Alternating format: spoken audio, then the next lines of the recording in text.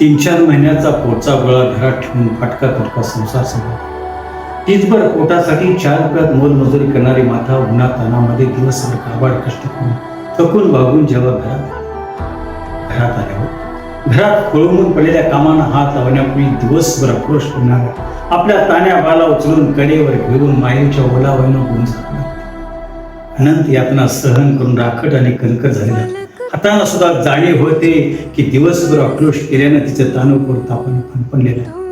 दिवसाभराच्या मोल मजुरीतून मिळालेल्या 4 रुपयापैकी 2 रुपये वाण्याच्या उद्यार, 2 रुपये गुळामुलीला वाटेतच संपलेले असतात. हनुमतीला काही शिल्लक नसतात. तिन्ही सांजेची वेळ अशा वेळेत तापानं फणफणलेलं पोर पाहून त्या मातेला होणारं दुःख, त्या मातेला होणाऱ्या वेदना 9 महिने उदरात ओझं वागून दिव्यातनं जन्म देणाऱ्या मातेशिवाय कुणाला समजणार नाही. माता म्हणजे आई.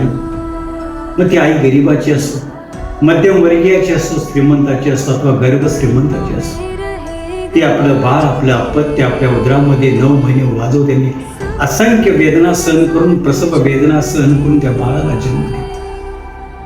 त्या आईची थोरवी अनेक लेखकांनी, गीतकारांनी, कवींनी गायलेली आहे. कोणी म्हणतं माता माऊली दुनिया दावली, माता करी काशी, आई बापाने जन्म दिला म्हणून आला सगळ्यांशी. आई वडिलांची थोरवी फार मोठी आहे आणि त्या आई वडिलांनी मोठ्या कष्टानं आपल्याला वाढवलं असते आणि त्यांची स्वप्न आपण पूर्ण करायची जबाबदारी आपल्यावर असते. वृद्ध काळामध्ये आई वडिलांना सांभाळायची जबाबदारी मोठी आपली असते. ही जबाबदारी आपण पार पाडावी. आज आषाढी एकादशी, 28 युगे विठेवर उभा राहिलेल्या विठुरायाची आषाढी एकादशी. आपण सगळे लोक त्या विठुरायाला माऊली म्हणून, ते माऊलीचं रूप आहे. विठू माऊली तू माऊली जगाची, माऊलीच मूर्ती विठ्ठलाची. त्या विठ्ठलाला साक्ष करून आपल्या वृद्ध आई वडिलांना आपण सांभाळावं अशी मी भावना व्यक्त करतो. अनेक गीतं गायलेली आहेत.